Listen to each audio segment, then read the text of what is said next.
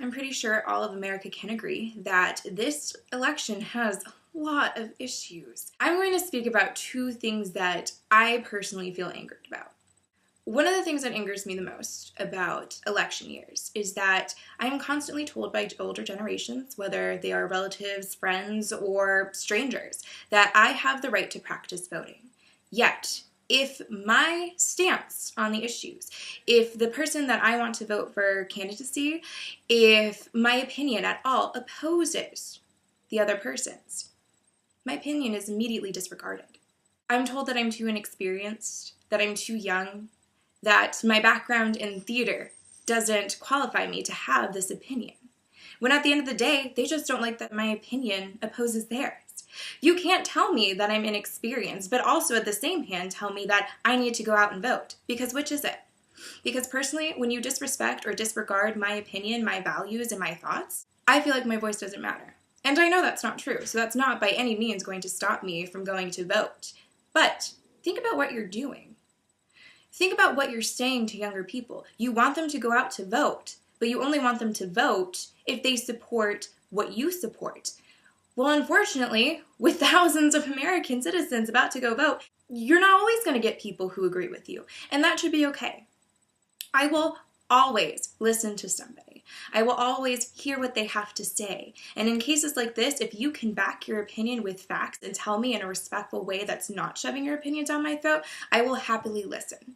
And even if I humbly disagree with you, I will still respect you. And you owe me that same right. You owe me that right to respect my opinions, to hear what I have to say. Don't shut me down because of my age, because of my education background, because that's not fair. And that's oppressing my right to vote. That is oppressing young generations' rights to vote. At the end of the day, we don't know what each other's degrees entail or demand from us. We can't assume that based off of somebody's education or lack of education that they're not knowledgeable on the political issues. If you're following the political campaigns, if you're watching the debates, if you're doing research, if you're reading into these policies that are going to be on the ballot, then yes, you can make an informed decision voting. Your education background is not going to matter. You just need to keep yourself informed. That's what matters. One of the things that completely baffles me about elections is that people will vote solely to keep loyalty to their party. They're voting on loyalty. They're not voting on informed decisions, or if they fully believe that a candidate is going to be the best man or woman to run this country. They vote because they're Republican or they vote because they're Democrat. There's nothing holding you to that.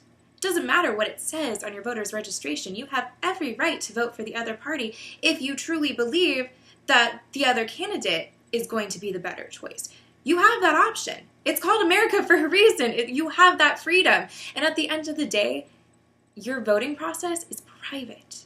When you go and fill out those ballots, it's a personal, private experience. Voting based on loyalty to your political party is as ignorant as being an uninformed voter. Second, locker room talk. It's not just locker room talk.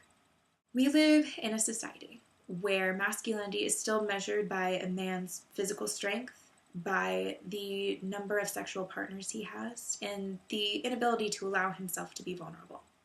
Men can't cry, right? It doesn't make them men, it makes them girls. Wrong.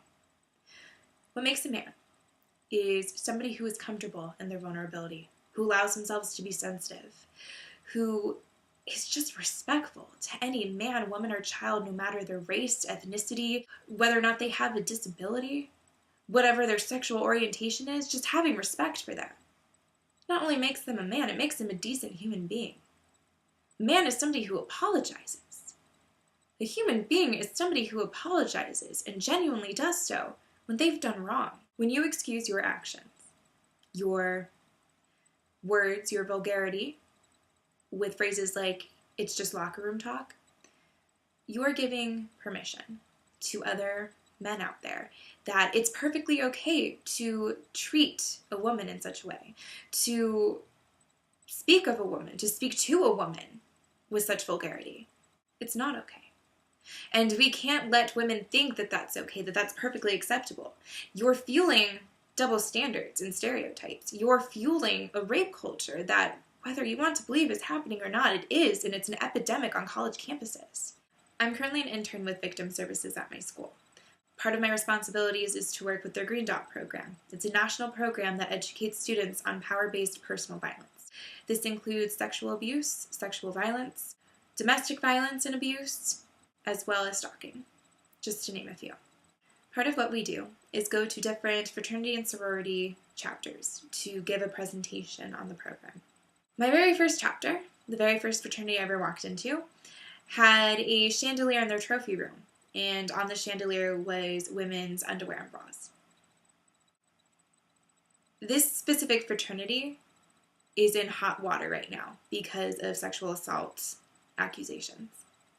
This is part of their education sanction, is for us to come and train them and give presentations on the Green Dot program. I've never felt so uncomfortable in my entire life. The presentation is a 30-minute presentation that my partner and I did in 5 minutes because upon giving the presentation, people were either not paying attention or laughing. Laughing about a lecture that covers the topics of rape and assault.